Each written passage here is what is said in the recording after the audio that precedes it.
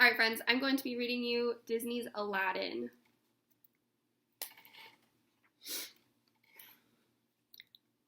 This is adapted by Kreider.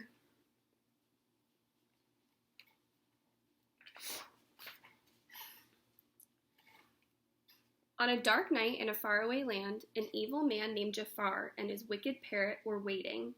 Soon a thief named Gazim rode up to them and held out the missing half, a scarab medallion.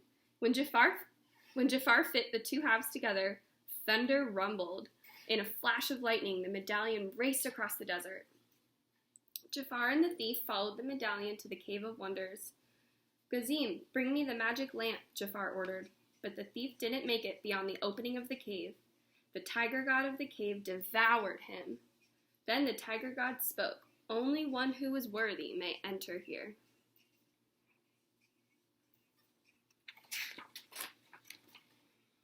The next morning, a poor, hungry young man named Aladdin and his pet monkey Abu were sitting on a rooftop. They were looking down on the marketplace of Agrabah. Suddenly, Aladdin noticed a lovely young woman. She seemed lost. She took an apple from a vendor's cart. When the angry vendor demanded payment, which the young woman didn't have, Aladdin and Abu rushed down to help her. "Thank you, kind sir," Aladdin said to the vendor. "Thank you for finding my sister." He quickly yet led the young woman away.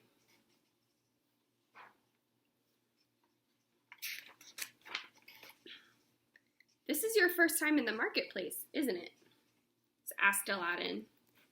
"I'm running away," the young woman explained. "My father's trying to force me to get married." Suddenly, the palace guards appeared and arrested Aladdin. When the young woman demanded that they release Aladdin, the guards found out that she was Princess Jasmine, the Sultan's daughter. The guards explained to her that Jafar, her father's advisor, had ordered Aladdin's capture. Princess Jasmine returned to the palace and ordered Jafar to release Aladdin. Jafar told her that the young man had been killed, but Aladdin was not dead. Jafar was keeping him alive because he had learned that Aladdin was the only person worthy to enter the Cave of Wonders. It was Aladdin who could bring the magic lamp to Jafar, and then at last, Jafar would use it to become Sultan.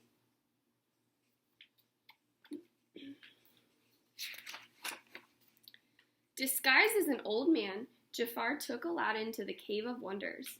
The sleeping tiger god awoke. "Proceed," he said. "Touch nothing but the lamp."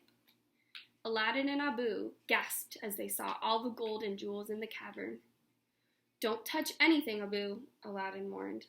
Then, just as Aladdin found the magic lamp and scooped it up, Abu touched the huge glittering jewel. With a loud rumble, the cave began to collapse. Frantic, Aladdin and Abu scrambled back toward the entrance where Jafar was waiting. "Help me!" shouted Aladdin, but Jafar refused, and Aladdin and Abu tumbled back down into the dark cavern.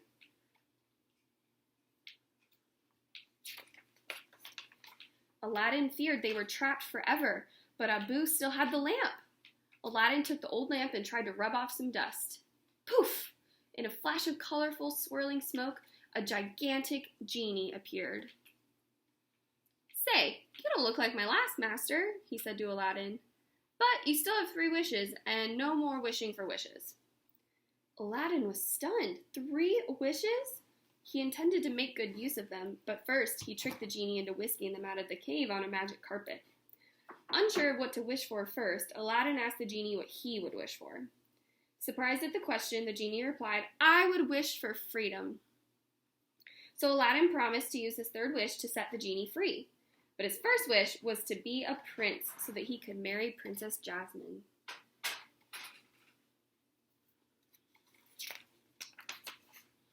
At the same time, in the palace of Agrabah, Jafar had used his serpent staff to hypnotize the Sultan. The poor Sultan was about to agree that Jafar could marry Jasmine. Suddenly, they heard the sounds of a parade.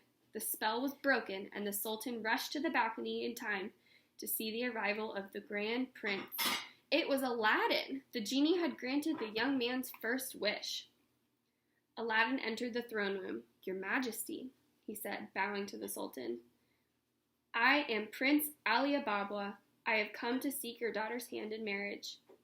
The Sultan was thrilled. The law stated that Jasmine must marry a prince before her next birthday, which was only days away. But the princess did not want to marry Prince Ali. She was not in love with him. Prince Ali offered the princess a ride on his magic carpet, hoping to win her love.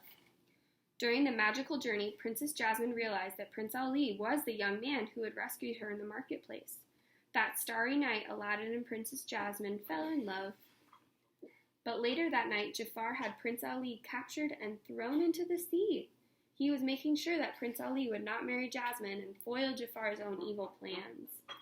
Luckily, Aladdin had the magic lamp with him. He summoned the genie and asked for his second wish, to save his life. The genie quickly transported Aladdin back to the palace in Agrabah.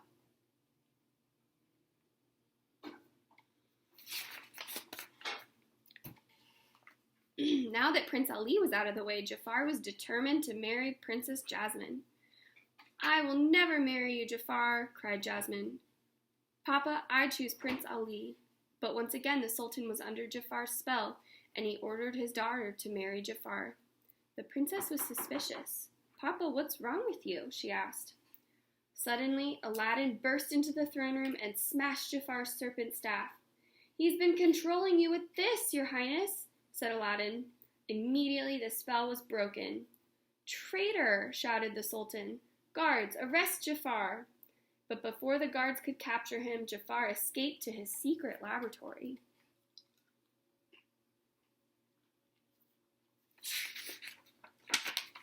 Despite his hasty exit, Jafar had seen that Prince Ali was carrying the magic lamp. Prince Ali was really Aladdin.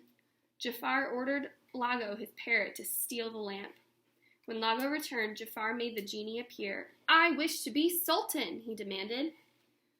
The moment had come for the Sultan to announce the wedding of Princess Jasmine and Prince Ali. A cheering crowd had gathered in front of the palace. Suddenly, Jafar appeared in the Sultan's robes. The crowd gasped. "Genie, what have you done?" Aladdin shouted. "Sorry, kid," said the genie. "I've got a new master now."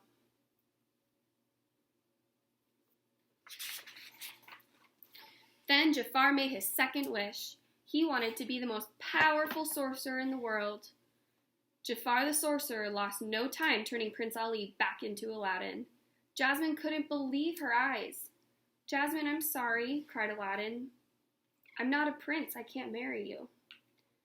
Finally, Jafar banished Aladdin to the ends of the earth. When Aladdin found himself 1,000,000 times from nowhere, he was glad that Abu and the magic carpet were still with him. "Back to Agrabah," he shouted to the carpet, "as fast as you can."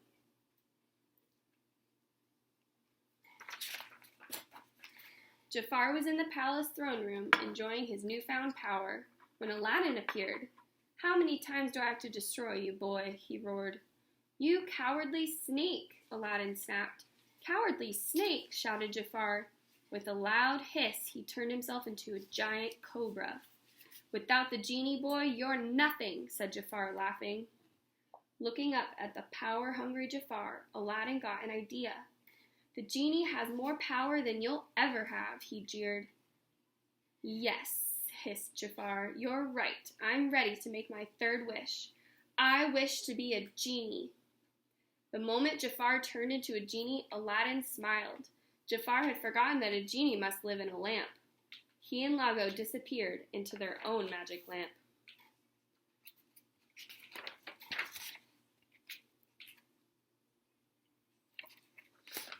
The Sultan was overjoyed. That day he changed the law so that Jasmine could marry the man she chose, and she chose Aladdin. And what did Aladdin do with his third wish? He kept his promise and wished for the genie's freedom. "Look out, world!" exclaimed the genie. "Here I come. I'm free."